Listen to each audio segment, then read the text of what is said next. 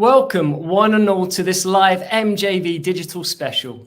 We will begin our presentation shortly, but before it begins, and whilst we allow a few extra people to join us, I invite you to first introduce yourselves in the chat feature and watch a short video about our digital trends report, which of course is being released today.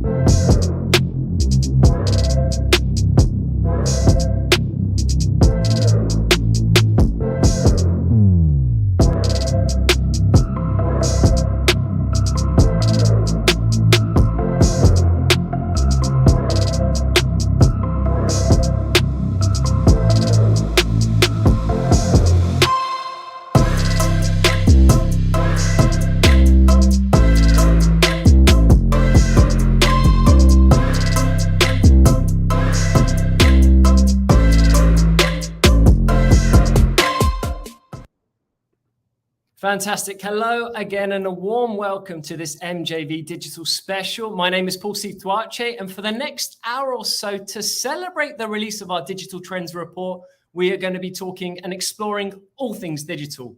You can access our report via the QR code on screen right now, where we will also periodically be leaving you the link via chat. And about our trends report, well, basically, this is something at MJV that we feel pretty passionate about. A lot of blood, sweat, and tears went into putting it together. And we feel very strongly that we have created something that can help your organization with data and digital, no matter the industry. And that's the plan for today. In a short space of time, share with you a few of the insights from the report and give you a taste of our findings. And thankfully, I'm not alone on this journey. In fact, I'm virtually flanked by three of MJV's very best. First up, casting his eyes over all things design, research, and innovation, we bring you our head of innovation labs, Igor Amorim. Hey, Igor, great to have you with us today. Give us a brief preview into how design fits into digital transformation. Okay, great. So hello, you all. Glad to be here. So design helps us when we take something broad and non-specific, such as digital transformation programs, and bring it to the context that we are working with. So I would say that design helps us to make tailor-made solutions, a tailor-made digital transformation approach to companies and customers. And during the conversation, I believe we get deeper into subjects that surround this. So glad to be here. See you in the next chat. Excellent. Nice little teaser there. Accompanying Igor and covering our backs from an Agile angle, I now have the pleasure of introducing Isabella Costa, our Agile lead. Isabella, same question to you. First of all, how are you? And secondly, where does Agile come into play with digital? Without too many spoilers, please. Hello, everyone. Hi, Paul. Well, all good here. Hope you're all well. Hope everyone is well and safe. Well, let's say without giving away too many spoilers, I would say digital nowadays reflect how everything can suddenly change in this volatile world, how priorities change, right? So how can we adapt in a faster way to promote business sustainability, efficiency? How can we be sure customers' needs is at the center of this strategy? And even better, let's say, how can we execute our vision to make the most of the opportunities that arise from digital? We can answer all those questions with Agile, but let's move on. I won't give you all the details now. Excellent. Okay, I look forward to hearing more. And last but definitely not least, completing our panel, I have the honor of calling on our resident stats genius, wow, in the form of our lead data scientist, Gustavo Bichara. Gustavo, as our data expert in a digital presentation, there's a lot of pressure on you. There's almost too many areas for you to cover. But give our audience a little taste of some of the things we are going to be looking at today. Maybe you're on mute. Just turn yourself off mute. There you go. Oh, yeah. Sorry. No Thanks, Paul. Hello, everyone. Great to be here with you. Yes, There are many areas in our field to cover, but here we are talking about digital transformation and future trends, right? None of this is possible without solid data, but it's not just about having data, it's about how we use it. So I'm looking forward to sharing some thoughts on the importance of achieving data maturity, data-driven marketing, and essentially how companies can get more from their data. Perfect. Thank you. We'll be hearing more from you soon. So there's your panel, ladies and gentlemen. And if you want to pick the brains of our lineup today, do send in your questions via chat. And time permitting, we will do our best to answer a few of them. So do send your questions in via chat. But now let's start by going over who we are at MJV. And more importantly, for this specific presentation, briefly highlight our digital vision, something we refer to as the digital circle. MJV is a global tech and innovation consultancy comprised of a diverse team, which includes creators, designers, researchers, engineers, hackers, and networkers. If I was to tell you about our offices, we have offices in 3 continents, with our headquarters being in Atlanta, Georgia, and we're also based in Europe in Paris, Rome, Lisbon, and London. And our more than 1,300 member team is backed up by over 25 years of tech and innovation experience. On screen now, you can see a few of the people we've had and companies we've had the joy of working with in the past. And now I'd like to share with you a little bit about our process.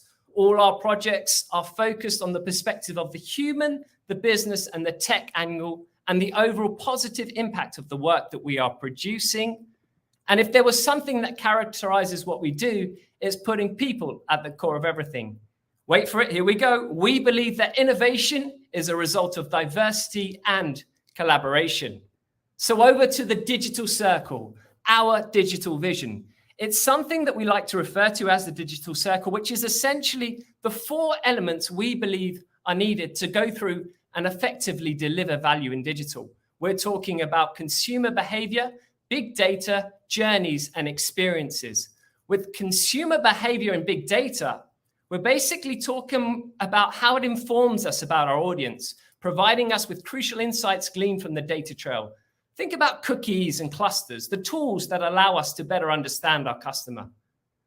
With the customer journeys, this is where you can highlight all the touch points of the customers, all those touch points they've had with your company. Here we're focused on those purchase decision processes and those conversion funnels, just to name a couple of them. And finally, now we move on to experiences. This is where the magic happens, right? Where a company can really differentiate itself. The focus here is on taking the experience out of the imagination and zooming in on elements that we can control. Things like usability, interfaces, and interactions. Right, that's enough for me. Let's hear from our specialists, starting with Igor. Let's go on to research, design, and innovation. Igor, first question to you. In the digital age, much has been stated about discovery tools in product management, but can you tell us about some of your go-to research methods for products? Okay, perfect. So first of all, I like to associate qualitative and quantitative approaches because they give like a broader understanding of your subject. So, and you also can use qualitative data and for example, launch a survey to see how this qualitative data is distributed among your database or your audience. So I also enjoy to use, whenever it's possible, jobs to be done, because I think it's fantastic to discover latent needs and desires from your users and offer solutions that are more appropriated to those different desires, different profiles. For example, if you buy, different people can buy the same drill to make a hole on the wall, but they have like different jobs they want to get done with this. So some of them want to use the drill to help them to decorate their home, for example, so they feel more aligned to decoration standards. And others will buy the same drill to, for example, repair furniture for family members. So with that knowledge that you get from jobs to be done, you can make more assertive strategies. For example, you can offer a bundle of a drill plus interior design course to the first profile.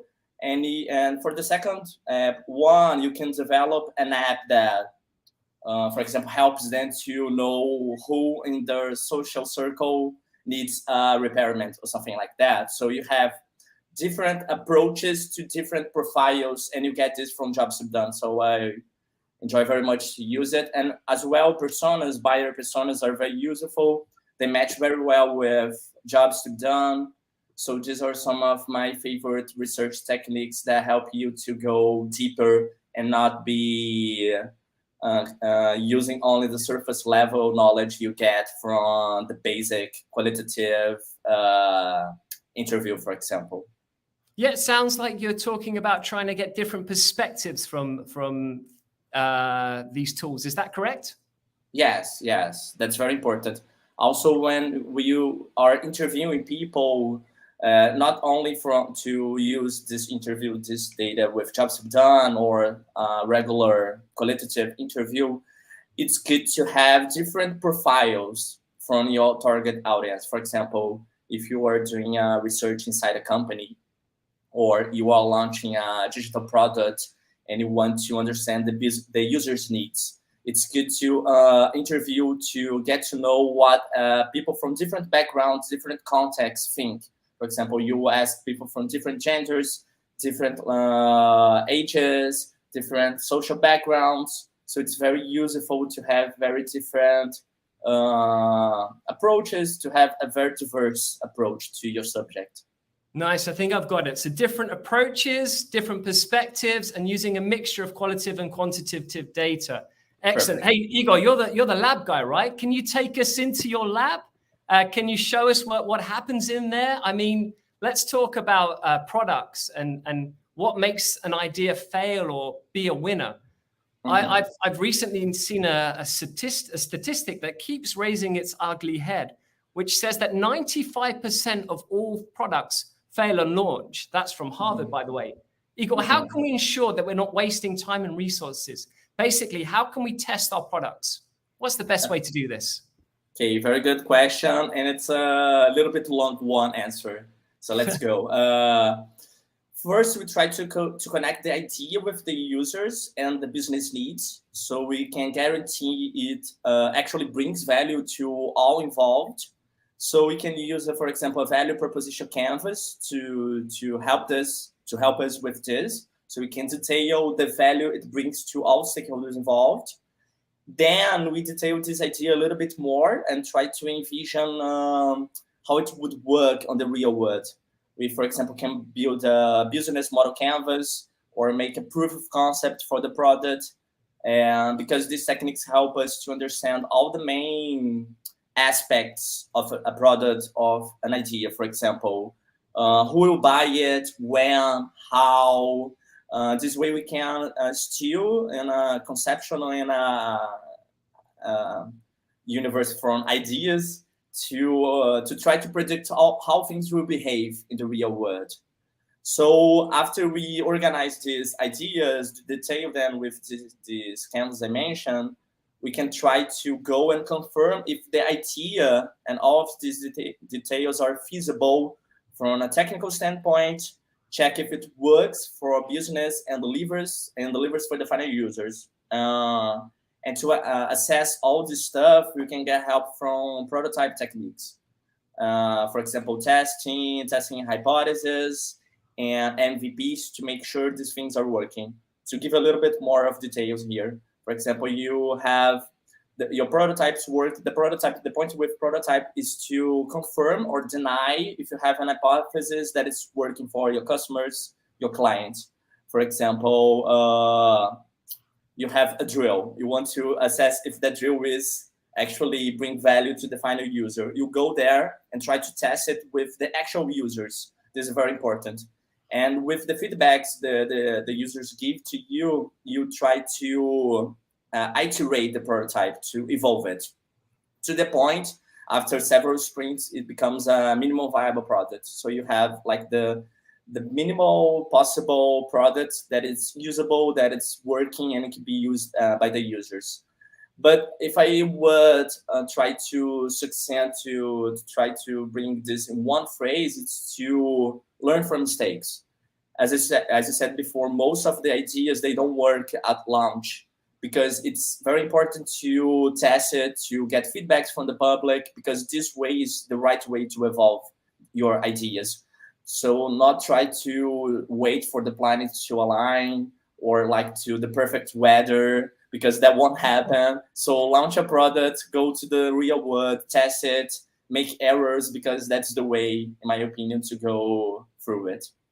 Excellent. What's this obsession of yours with drills? Every example's got a drill in it.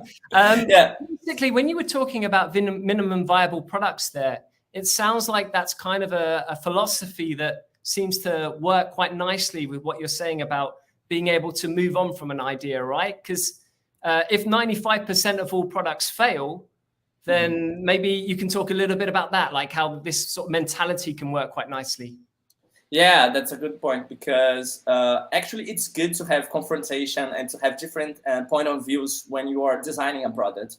Because I would say if everything is going too calmly when you are developing something, maybe something isn't right, because it's good to have different, because the world we live in have contradictions, have contrasts, you have struggles. So you have this with your products, with your services. It's natural, because they are going to be used by people, touch people. So it's common. I think it's even desirable to have these different and sometimes contrasting standpoints when you are developing a product. That way you can be sure that you are covering a broader ground instead of one specific point of view. No, sounds like conflict's a good thing as long as it's done in a healthy way, right? Exactly. Let me ask you my last question for now for you, which is a little bit of a switch of focus when we talk about teams. So, you're a guy who works in the lab, you're testing and prototyping things, and you're making sure that the products are potentially going to be winners.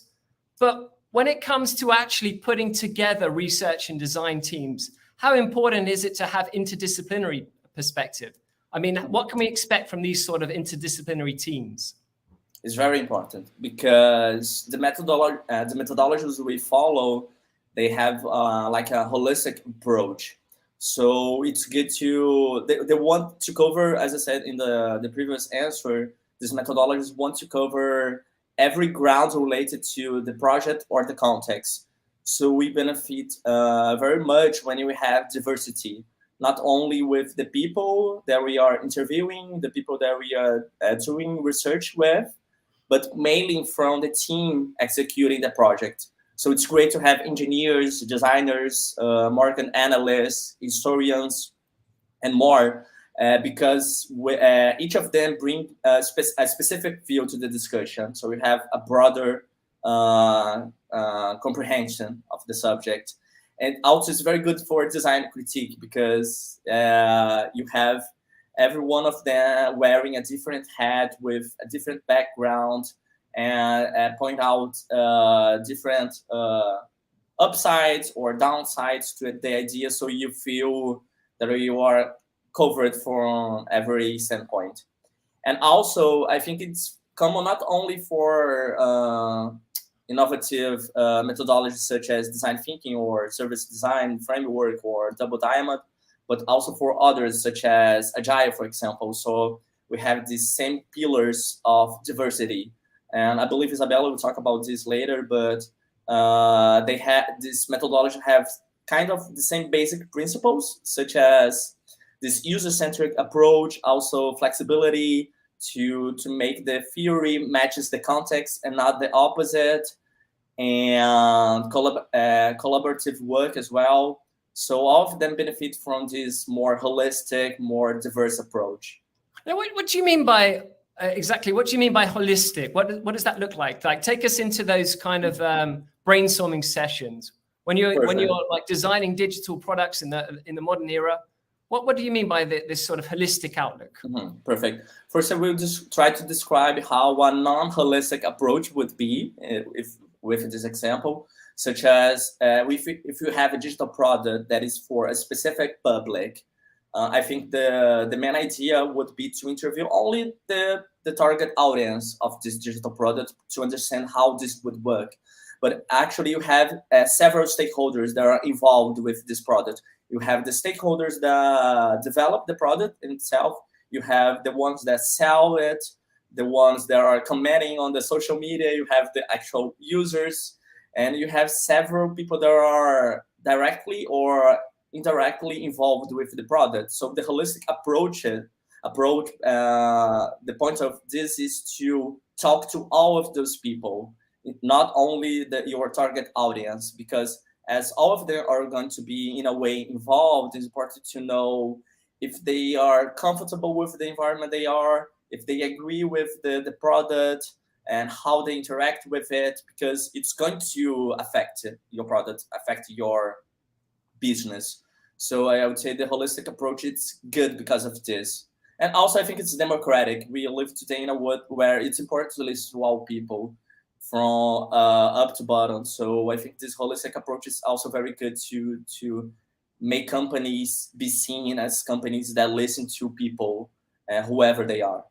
Nice, excellent. You talked about bringing Isabella in on this subject, and there she is. Yes. In front of my very eyes. Isabella, we're talking here about the importance of having interdisciplinary teams.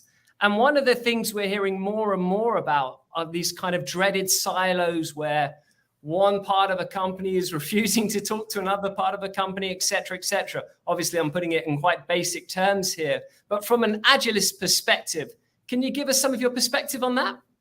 Yeah, well, first things first, pretty simple. First, we need to make sure we're using the needed working model. Working model techniques, they need to make sense considering the business needs and the team's culture. Because many companies, they fail because they think Agile means Scrum or Kanban. And when they do that, they're not removing silos or improving organizational communication and results. They're actually creating resistance. So I would say you need to map your process, understand where the gaps are, and work with a selected team, and this time with a multidisciplinary skills that have an end-to-end perspective to co-create working models that can guarantee that the needed roles will be working together to deliver value to the client in a smoother way. Then you need to pilot this new environment, and I'm remembering Igor's statement because it is the perfect map. So we need to pilot this environment and teach in waves this new way of working. So once the benefit of having this interdisciplinary team is perceived, you can use these promoters to implement this new culture among different departments and the organization overall. So we can't forget that change is led and managed by people, so they need to be on board. They need to understand why they are doing something. We avoid those dread silos when we connect areas with an end-to-end value chain, when we make the work visible, when we share results, and when we emphasize teamwork instead of competition. Nice. So that's kind of a bit of like the theory of Agile, right? But this is a digital special. Where did the digital tools come into play? I would say in this new normal remote environment, technologies allow us to connect with whomever we need to get us closer to our peers that pretty often nowadays we don't even know in person. This facilitates those who want to work from different locations. For example, I would say another way to create a positive buzz with digital tools is by bringing visibility to the work being done by the team members. When stakeholders can easily access the status of current projects, and we can also say information is easily consolidated when, for example, we need to co-create online value stream mapping sessions. We reduce rework that way because it's all in one single whiteboard. So I think it also allows us to have multidisciplinary teams actually happening, because no matter where the people live, we just need to find, in my opinion, in my humble opinion, the right balance for the number of virtual meetings that everyone feels we're not increasing the workload. We are actually trying to reduce and being smart. So we are using the available tools to make everyone's lives easier and simpler. That's it. Yeah, it sounds like you're talking about kind of using these things to facilitate all those processes. Yes. Things as simple as the very technologies that we're using now to produce this digital live can come into play. Excellent. Let me ask you a little bit about business agility, which is a term that appears a lot in our report. Can you tell me how it can have an operational, tactical, and a strategical impact? How can it positively impact each of these areas?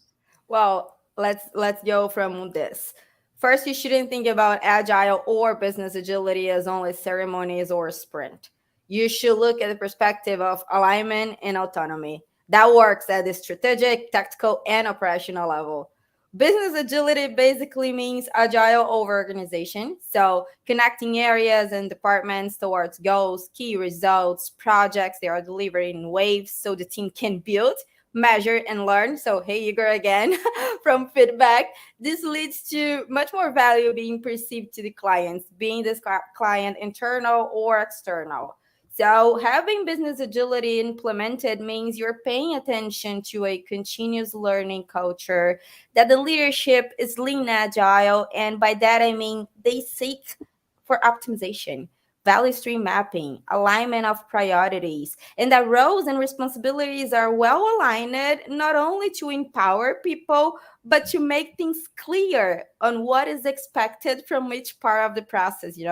It's having the right people managing portfolios in the end. So the teams are synced, the evolution of each quarter half, for example, can be monitored, and the risks in the end reduced. Alignment is the word here, Paul, because culture and purpose must be clear, transparent in a way to say so.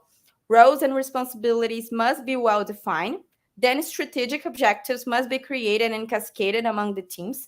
So everyone is moving to the same direction, and projects or programs can be managed in a synchronized way, monitoring progress and having agile teams in the end delivering value in an end-to-end perspective.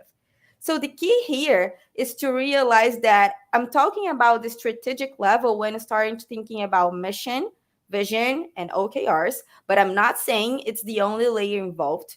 And we have tactical teams mapping the value stream to make the most of it.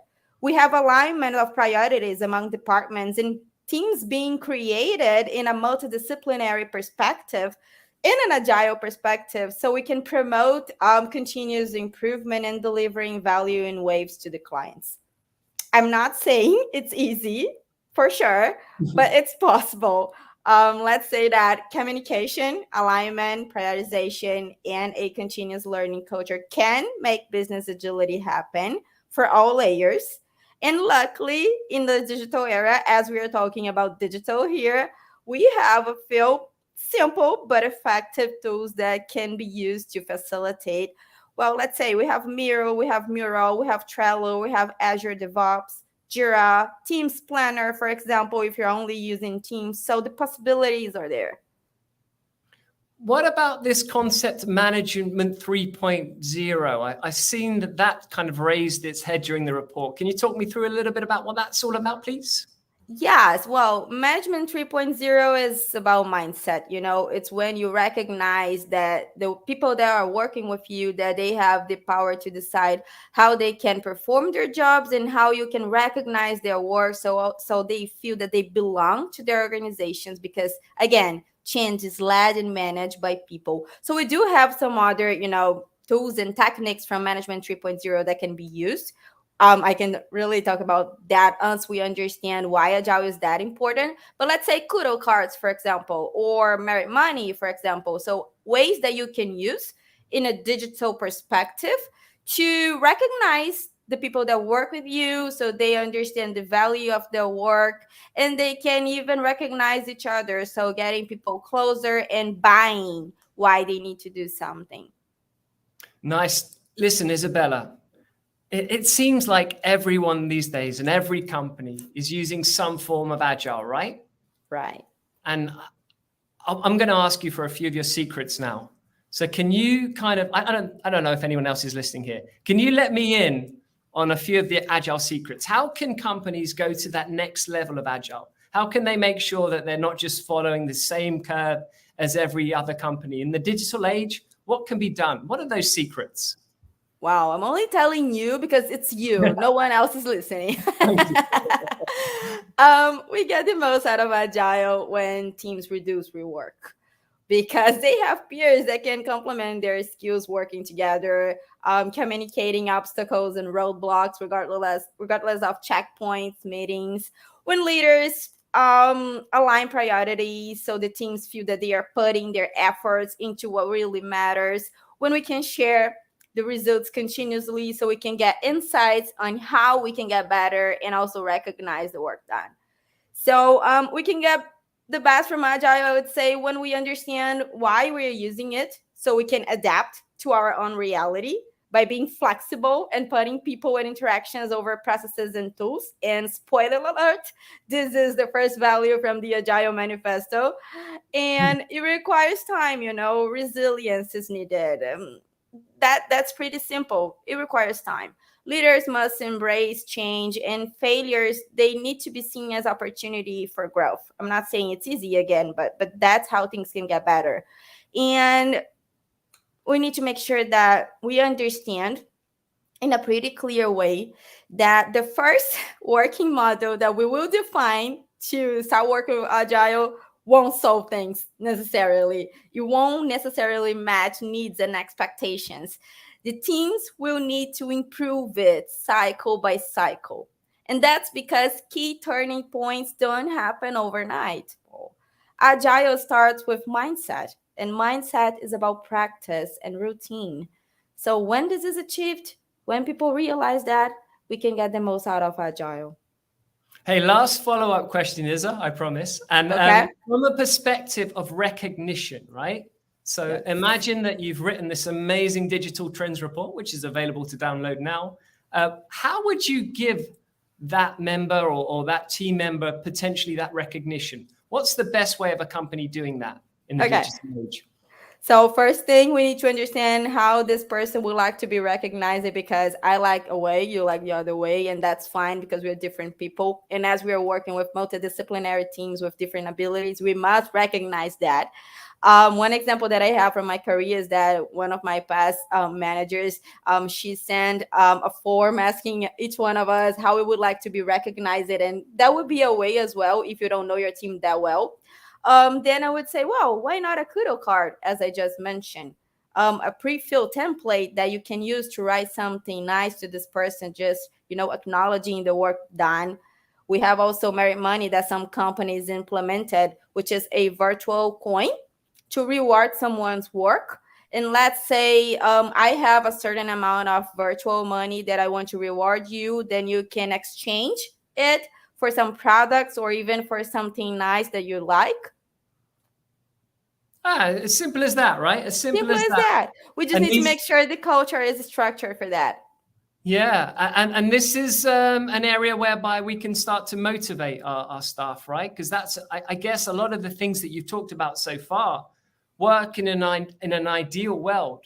But when there's maybe a team member struggling for motivation, maybe this is an area where we can help them. Yes, for sure. And something pretty cool as well that I use it with some previous teams that I work with was the empathy map. This is an innovation methodology technique, for example, design thinking one. So let's understand each other. Let's understand what we like, what we don't like, how we listen to things, how we see things. So that works as well. Let's make sure we are agreeing as a team on best practices. Let's chat. Let's make sure we are on the same page. We don't need to wait for checkpoints or retrospective meetings to correct the course. We need to understand that we are people. And again, change is led by people. So let's make it happen. Yeah, fantastic. I think that a lot of what you're saying obviously makes sense. And I think it needs people to buy in, right? Team members need to buy in. Fantastic. Okay, let's bring in our stats guru, Gustavo. I've been looking forward to this. When it comes to data, Gustavo, I believe there are a few myths out there. For example, some say that once you have access to all the data, that the job is done. Is that right? Surely there's more to it than that. No, I think we need more than that. When it comes to data, we need to have the right data. We must have the data with quality, in which you can use it in the right way. So sometimes we have a massive amount of data being generated in a lot of situations, but you don't collect this data in the right way. You don't treat this data the right way. So if you have any gaps in your data set, you may have problems using this data. So the first thing that you must look when using data is the data quality. That's something that's the most important thing to start this process. Yeah. So when you're talking about data quality, can you talk us through what you mean by that? What are you talking about? How do you define whether data has good quality or not? Okay. When we're talking about data quality, it doesn't matter exactly how much data we have. The minimum quality that we need is, I think, accuracy. That which state as data can be used as a reliable source, free of errors. Consistency, that means the data that we are using is stored in different places, and they must match. Sometimes it's stored in different places, and you have different values for the same data. It's not correct. We need consistency in this data. And we need completeness. So we basically have to we don't need gaps on our data set, as I said, and we must have absence of missing values. So this is the first and basic point on our data quality when we look for data quality. So you're kind of talking about different levels of maturities that companies Yes. have, right? You're talking about where a company is along their data road, and can you kind of talk us through where a company needs to be and once you get to a certain level, what you can do and what you need to do to get there? Yes, we have different levels of data maturity and different perspectives in which we can look at it. And we must think that it's basically a measurement of the company's ability to have a data strategy and a data-driven decision-making process. So this is the most important and complex step in the journey.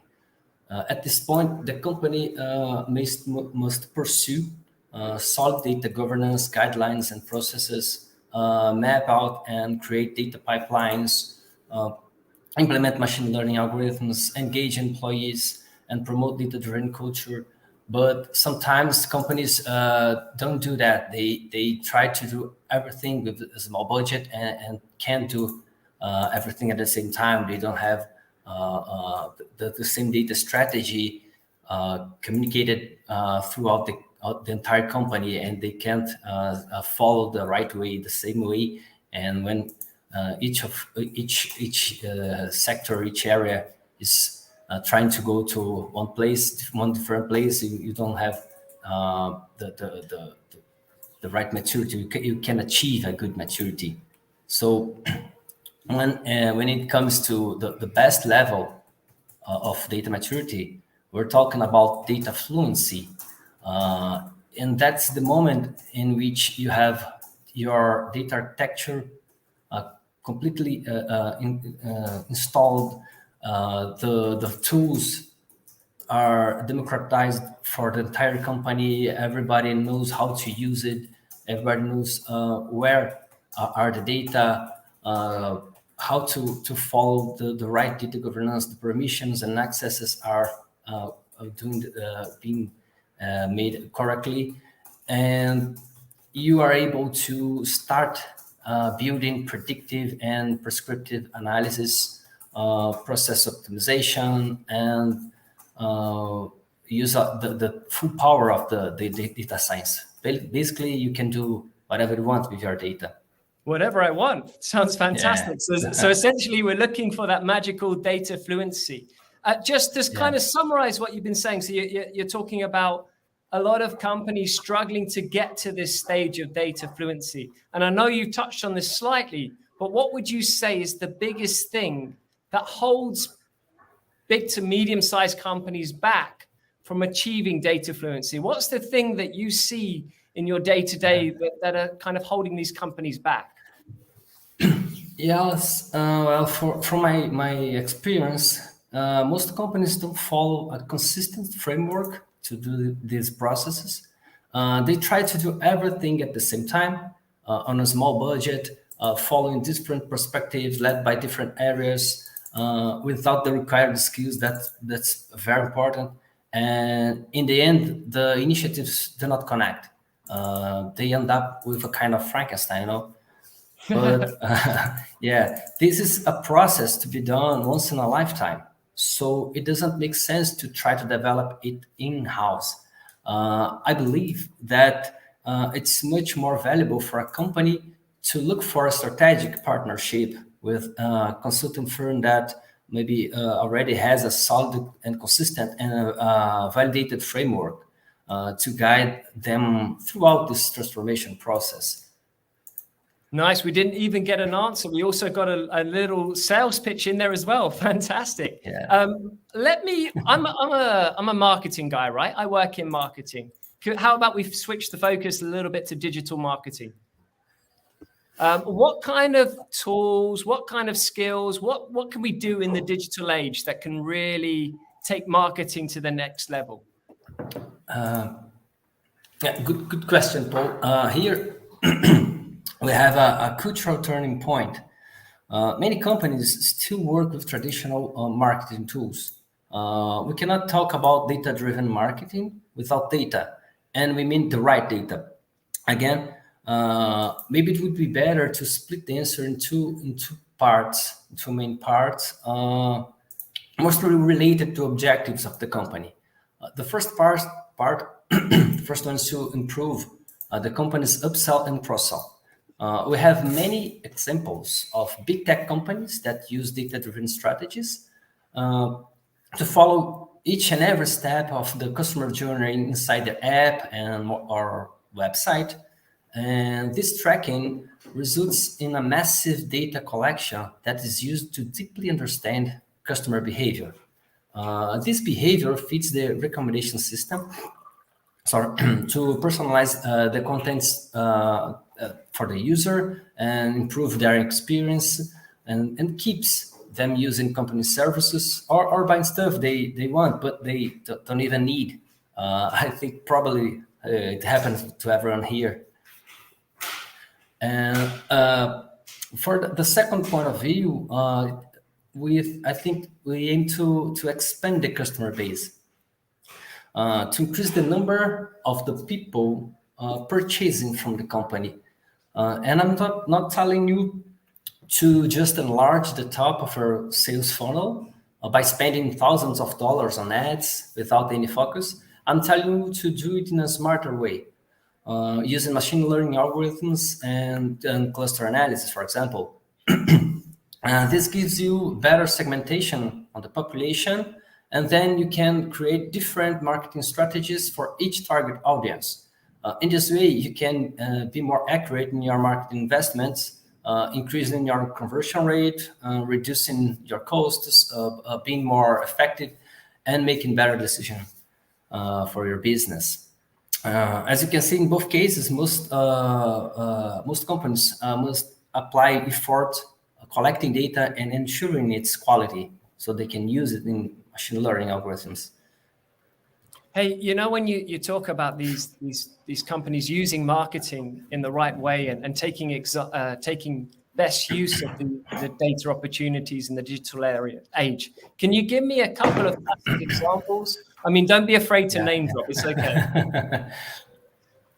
We have two classic examples that are Amazon and Netflix. They are pioneers in this use of data to track the customer journey and see everything you do and provide recommendations to you. So I don't need to you don't need to to be more specific on that. I think everyone here knows about the recommendation system from their companies, but those are two important examples of companies doing that. I guess it's no coincidence that they're kind of dominating their markets, right? Yeah. Yes. Right. Exactly. All right. Let me ask you one more question. Essentially, I want to know a little bit about cloud migration. I know that MJV have partnered up with a cloud provider in Informatica, but from your perspective, how important is it to be on the cloud? Can you talk us through a couple of the benefits? Yes. In my point of view, sorry, migration to cloud technology is an easy choice for companies. There are so many advantages with cloud computing compared to traditional local servers, but I'd like to mention just maybe 3 of them that I can remember right now that I think that are the most important in my opinion. The first one is the scalability. Cloud services can scale up and down very easily based on your needs. So in a position, local infrastructures mostly need a long time, a project, budget approval, etc., to scale up. And in some cases, you don't have time to do that. And cloud computing helps you a lot with the scalability. The second is disaster recovery. If I'm not mistaken, only 55% of organizations have a disaster recovery plan. And cloud computing provides a backup and helps business recover their data quickly, eliminating downtime, which can be critical for business that must survive. And the third one, I believe that's cost efficiency. Although cloud computing involves initially setup cost and training, changing the culture of the company, but you can achieve economies of scale at a much faster rate. On the other hand, to scale up, local infrastructure requires heavy investment in physical servers, equipment, software license, and so on, not to mention maintenance costs. There's a lot to take in there, right? Basically, can you give me a kind of tangible example of the difference between being on the cloud and what normal companies have, which I believe is called on-premise, correct? Can you give me a tangible example of where cloud makes the difference and where a company might be left behind without it? Yeah. As I mentioned, Amazon. It's an emblematic example of when we think of e-commerce companies in general during Black Friday. Think about companies investing in local infrastructure. They cannot plan processing and storage capacities by an average day, for example, under the penalty to be flooded and may crash during peak events like Black Friday, and of course lead to a lot of losses, a lot of money during this day. But and on the other hand, if you plan your infrastructure only look into the peak demand occasions, you will end up with idle infrastructure for a long period of time, waiting for the next peak demand. So how to scale up as soon as your demand begins to increase, and how to scale down a few months after the demand decreases. Just using cloud, you can do that. I think I got it. It's all about kind of handling those moments where you're getting all of those hits, where suddenly from out of nowhere, you've got to deal with all the data that's coming in. Excellent. All right. So my last question to you, let's kind of wrap up this whole data section.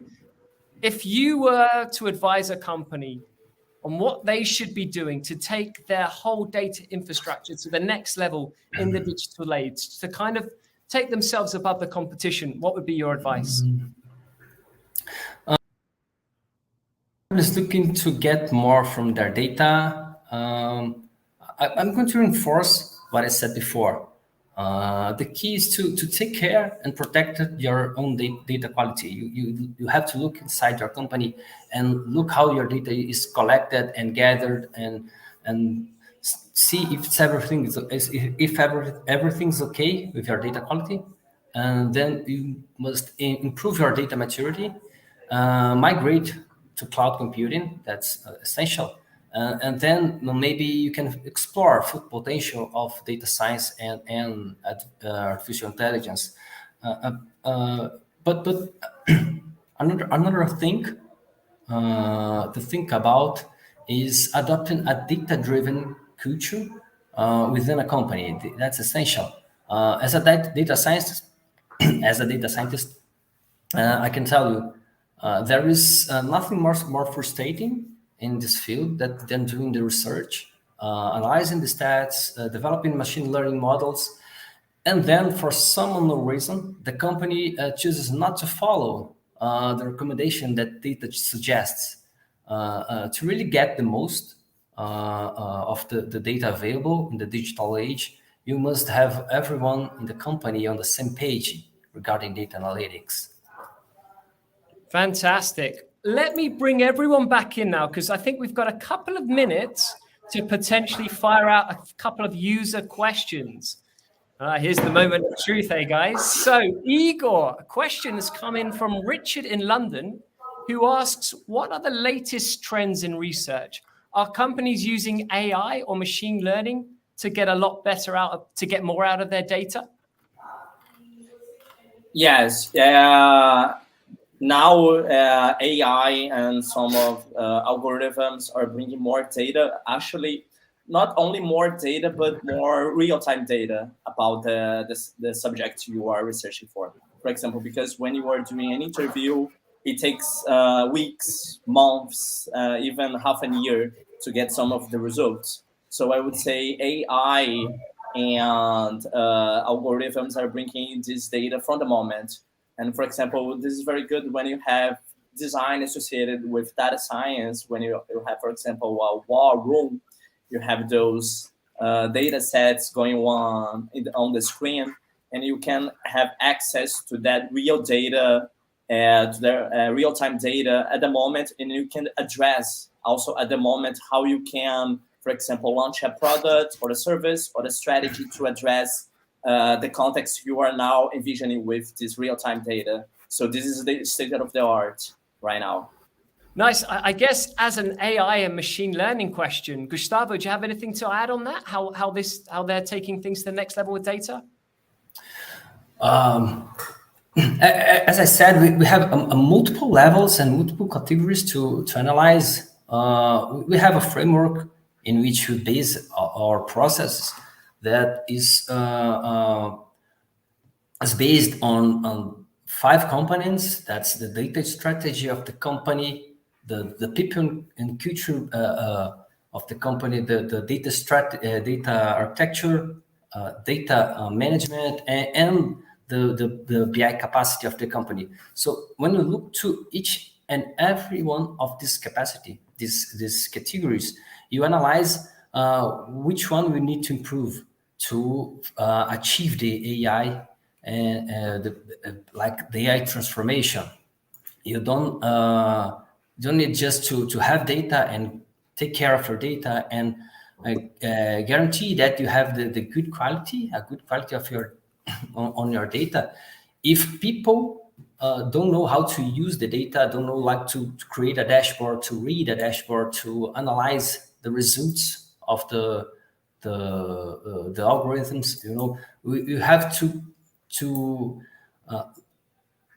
look end-to-end this process, from the beginning, when you have to collect the data and treat the data and analyze it, and the people that is using the data, if they want to use that the data, if the C-levels are driving you to take your decisions based on data. So if you don't have everyone in the company looking to the same direction, you can't achieve an AI transformation. One of the things that's really caught my attention from what you're saying today, Gustavo, is you can have all the data in the world. You can have all the infrastructure. You can have the data scientists in place. You can have all the ideas. But if the whole company's not ready to accept and use and create a culture, and the C-levels aren't accepting of this, it must be incredibly frustrating, especially when you've done the research, come up with specific opportunities and decisions and areas where you think the company should potentially invest in, and then, oh no, let's go in another direction. That must be really frustrating. Isabella, I've got a question for you. This is a good one. Not that the others weren't. Frida from Amsterdam asks, how have teams adapted to remote work, in your opinion? Talk a little bit about the remote revolution from an Agile perspective. Has it been a challenge, or have you been quietly surprised? Can you talk a little bit about this, please? I would say it was not easy, as for the other people as well. But I feel that as we have the right people on board, mostly for the teams, it became easier because things were solved quickly, in a faster way. And considering all the Agile ritual ceremonies and meetings, we were able to accommodate that virtually pretty easily. Nice. Is there anything else from the question that I missed, Paul? No. I think you nailed it there. It was kind of a general perspective of that. Well, I think that's pretty much all we've got time for today for our presentation. But before we say farewell, I'd like to say thank you to our panel, to Igor, to Isabella and Gustavo. Unless you have anything you want to ask each other before we sign off. Do you have any questions for each other? Actually, I would like to add on what Gustavo mentioned about data visualization, for example, because the question that I was asked was about new techniques for research, right? But I would say in the time we are where we have a lot of information going on, I would say that even most important than the right research techniques are the right analysis and consolidation techniques to convey the information you have and to show to people that have the power of decision making. So it's very useful when you have your information also very well communicated through graphics, through visualization, in real time if possible, because as I said, you have a lot of things going on at a real time. So it's good to have this very well communicated, not only gathered. So as Gustavo said, it's important to, you have all the data in the world, but you have to make it clear to people that are doing the decision-making process in your company. So just like to add that. And that kind of goes nicely with what you were talking about with silos, right? That kind of will help stop the silos, because if you can show easily and accessibly to the different departments what you're trying to offer from a data perspective, I guess the communication is going to be easier. Did you have something to add there, Isa? Yes, well, in the Agile perspective, I couldn't agree more, because, people need to know where they can find things and why they should use things, because otherwise they will be lost. And remembering when we were physically in the same location and now remotely, we have so many tools to use, so many things to do. What should we use? Where should we look for something? It must be simple. It must be easy to find, and it must make sense. So I totally agree. And it happens for the Agile part as well. I think the big message from today is how digital can kind of facilitate people to do their work. So I think that's pretty much a good point for us to say farewell. So thank you to all three of you. It's been an absolute pleasure talking to you. And the one thing I'd like to say before we move on is to draw your attention once again to our digital trends report. I spoke about it before, and it's one of the reasons we put this presentation together today. And I suggest that you go to the QR code below. It's available in Portuguese, English, or Spanish. And I truly believe you'll get plenty more from the areas we've talked about today, but plenty more beside that. But other than that, thanks so much for joining us today. Goodbye and take care.